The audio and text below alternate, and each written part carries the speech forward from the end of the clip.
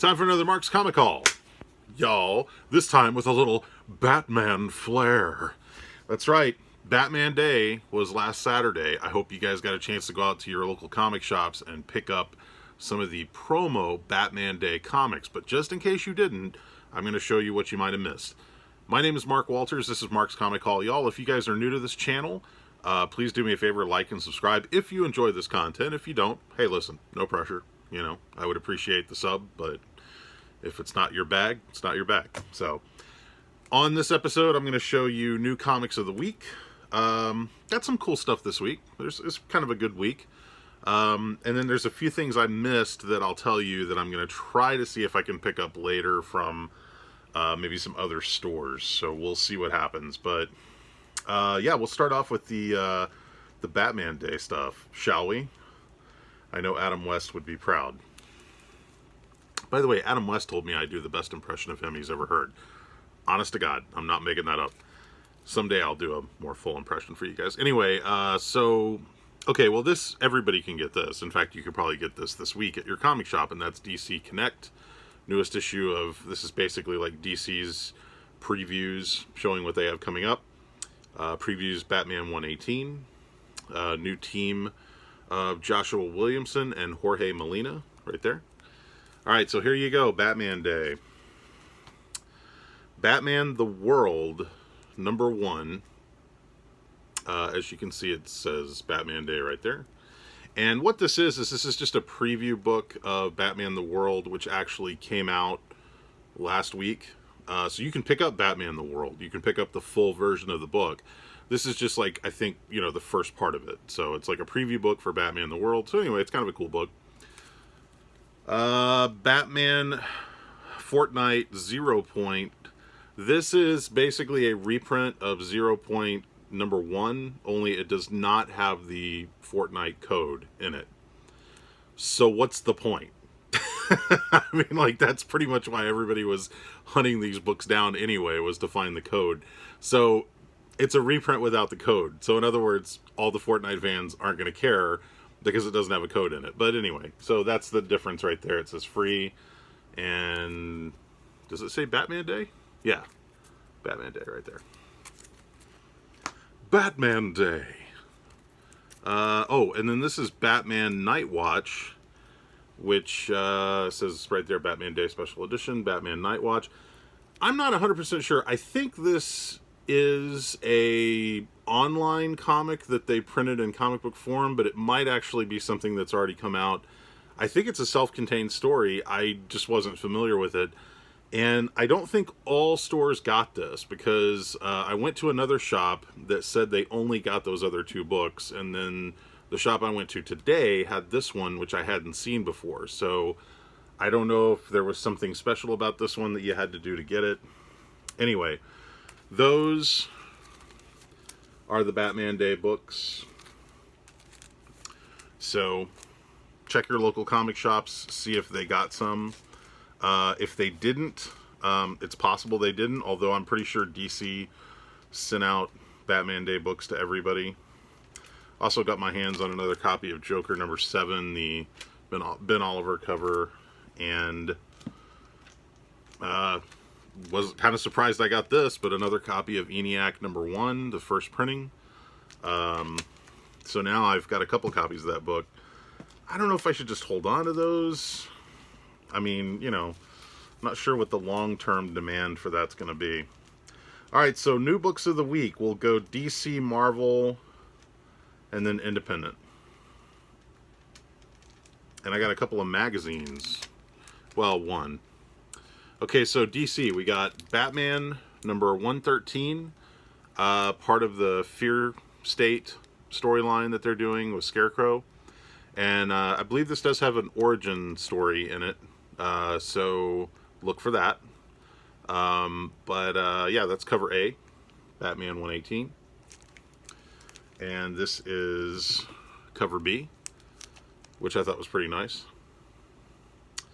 The only thing that bothers me about these cover Bs is they're all nice, they look good, but they all look kind of the same. Like, there's nothing really unique about them. There's nothing that makes you say, like, now that's an amazing Batman cover B.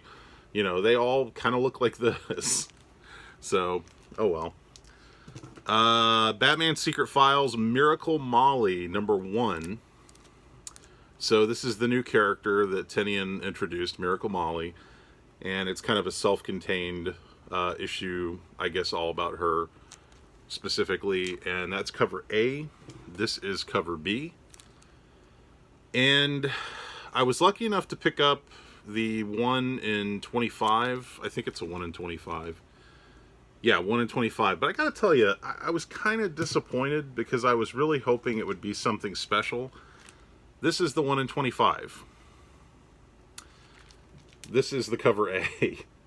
It's the same cover. It's just the only difference is it has the smaller title print at the top. So this is 1 in 25. This is cover A. And this is one of the few times where I kind of felt like I wouldn't have been brokenhearted if I didn't get the 1 in 25, you know? I actually kind of feel like, I hate to say it, I feel like it was kind of a waste of money, but I didn't pay that much for it because I got a nice discount from Zeus, and, you know, the price wasn't insane, so I decided to go ahead and grab it. Catwoman number 30, what is this? Catwoman 36, 35? God, I cannot read that.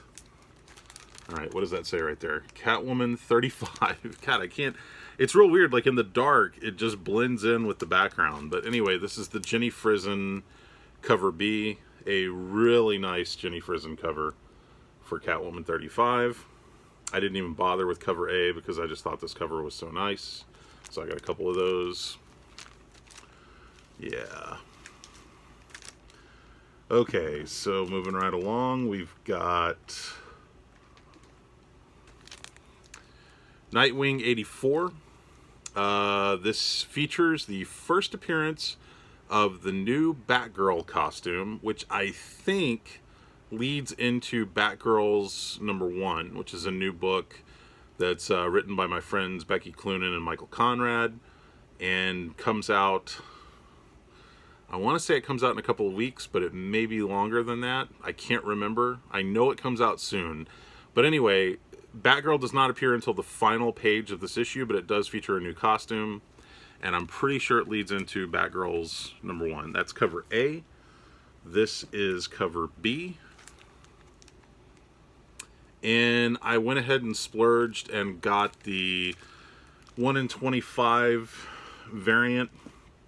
Although I was kind of reluctant to because they're doing these wanted poster variants for the Batman books.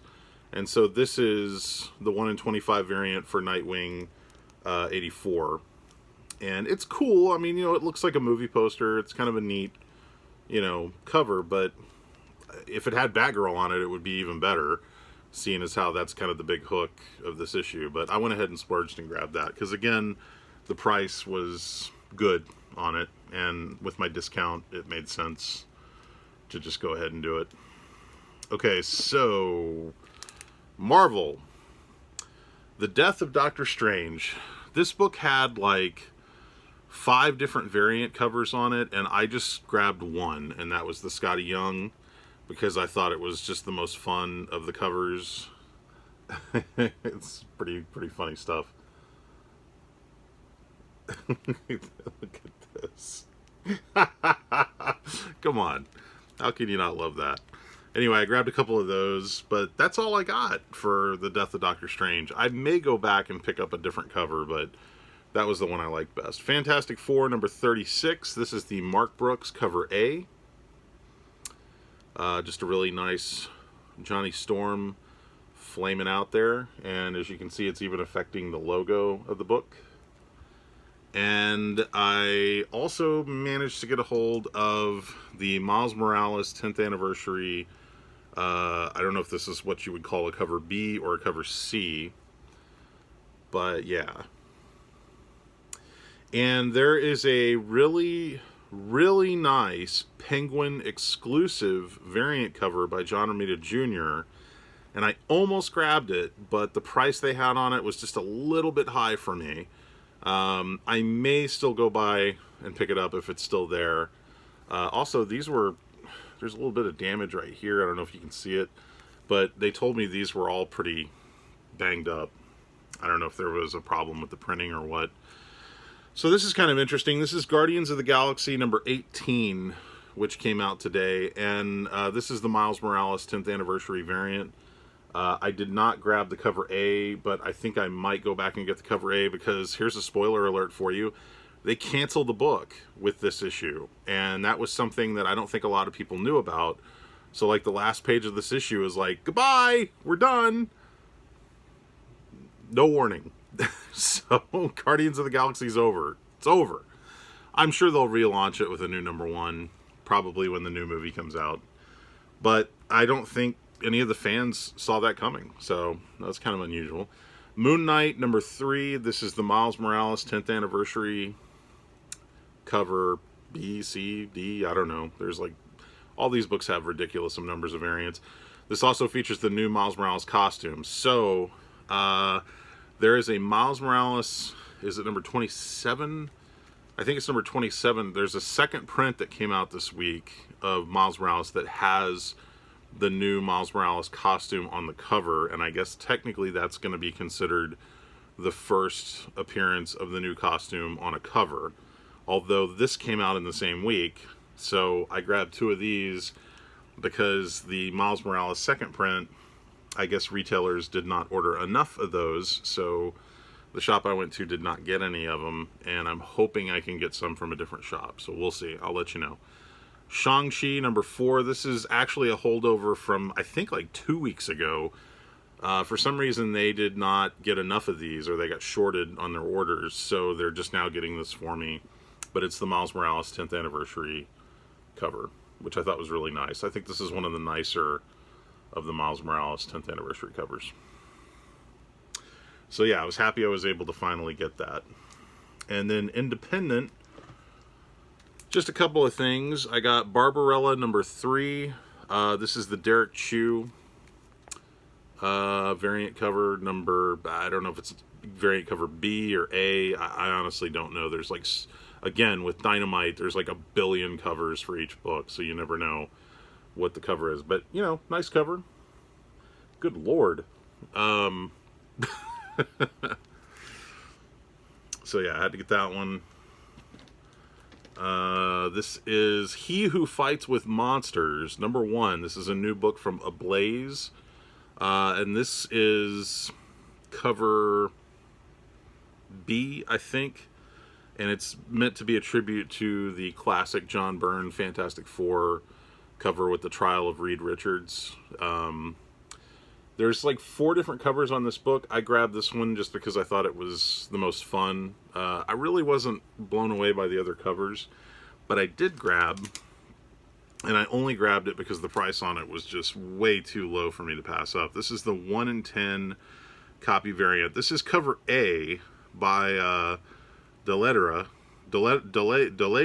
I guess is how you say that guy's name. But this is the Virgin variant. So this is a 1 in 10 copy variant, and the price they had on it was so cheap, I couldn't say no. You know, brand new book, it's a number 1, you never know. Might be worth having. So yeah, that's all I got for that book. This is a book I wish I had bought a couple more of, because I think it sold out, and this is cover B, and this is called Impossible Jones. And it's a really good looking book. Like, it's artwork is by David Hahn. And I was flipping through it, and I haven't had a chance to sit down and read it, but I really like what I see in this book. There is a cover A, which does not look anything like this. But I actually thought this cover was just really striking. I mean, you got that black and yellow, and, you know, the contrast of it I thought was really cool. I think this is meant to look like, have you guys seen the TikTok videos where the girls are dancing to the anime song? I think that's what this is supposed to be, I think. But anyway, I saw this cover, I was like, I have to have that, that's great. And the inside of the book looks awesome. I cannot wait to read it. So, Impossible Jones, look for that at your local comic shop. And I did manage to get another copy of Sweet Paprika, the Stefan Sejic cover. That was one that I kind of got shorted on the week that it came out. And then last but not least, Vampirella number 24. This is the Shannon Mayer cover. Again, there was like several different variant covers for Vampirella 24. This was the only one I wanted, so I was happy to get that. Okay, and then I got two more things to show you, and then we're done. One is the Teenage Mutant Ninja Turtles, The Last Ronin, number... What is this, number 4? Number... Good Lord, what does that say right there? Issue 4, yes, okay, I cannot read. I guess I need to get glasses, or I probably just need more light in the room. Anyway, this is The Last Ronin issue 4. This is the 1 in 10 Dave Wachter variant cover. And I was happy to get this. I have most of the variant covers for these books, and the price they had on this wasn't crazy, so I was happy to get it. They had 3 copies of this, I guess because they ordered so many copies of issue 4 by itself, and it's a 1 in 10, so they got like 3 copies of it.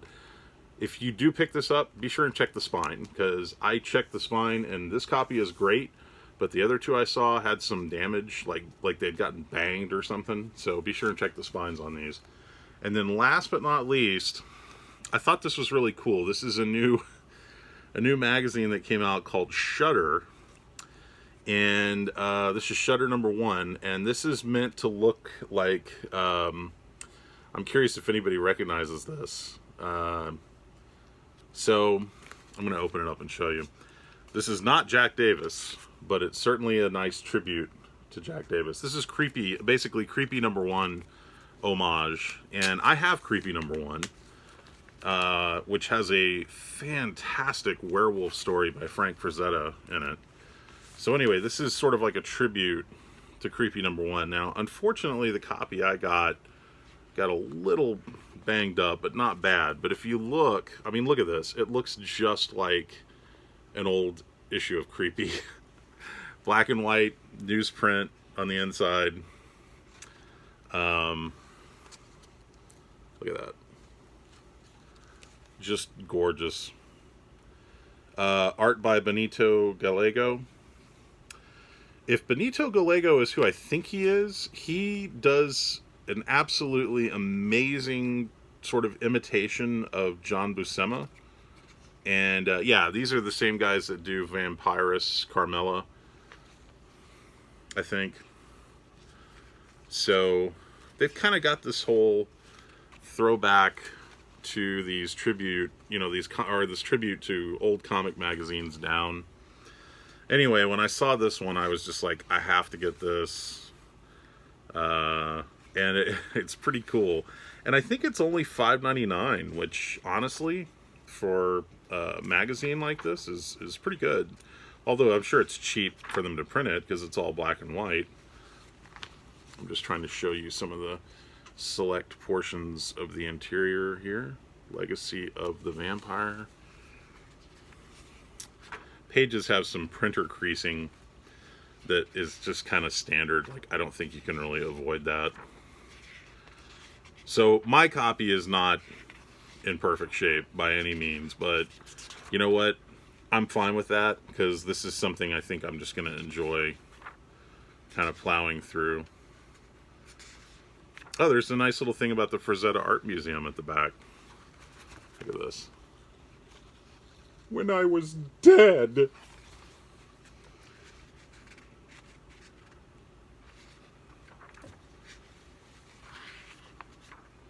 Sorry, I'm just kind of taking this in here.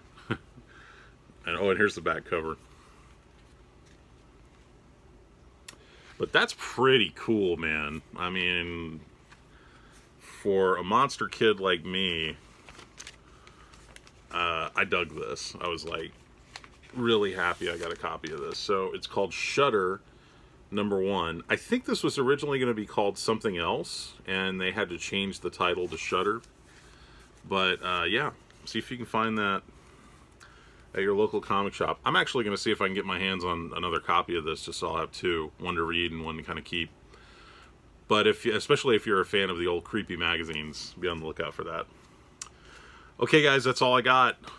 That's Mark's Comic Haul, y'all, for this week. Hope you guys enjoyed that and saw maybe some things that you want to try to pick up for yourself, new issues, whatever. If there's anything that I overlooked in this week's New This Week books, be sure and let me know. Leave a comment down below. And I'll hopefully be back with some more comics. I'm taking a trip down to Austin this weekend. So I'm going to try to hit Austin Books, which is a really great store in Austin, and maybe Dragon's Lair if I have time, and maybe I'll come back with a haul from those. So, oh, you know what? I did want to show you one more thing. So, I think a week or two ago, I showed you some books I picked up from Boomerang Comics that they have in their dollar boxes, and for some reason I did not have these in with the other books, and I think I know the reason why. So, they had these in the dollar box, and they have a little bit of kind of warping to them. I think just from sitting in boxes for so long, they kind of warped a little bit, but it's not water damage. It's just like, you know, if you leave a book on a shelf long enough and it kind of warps in a little bit. So I think they can be straightened out. But anyway, I picked these up for $1. These are these deluxe format Punisher books. This is the Punisher, Die Hard, and the Big Easy.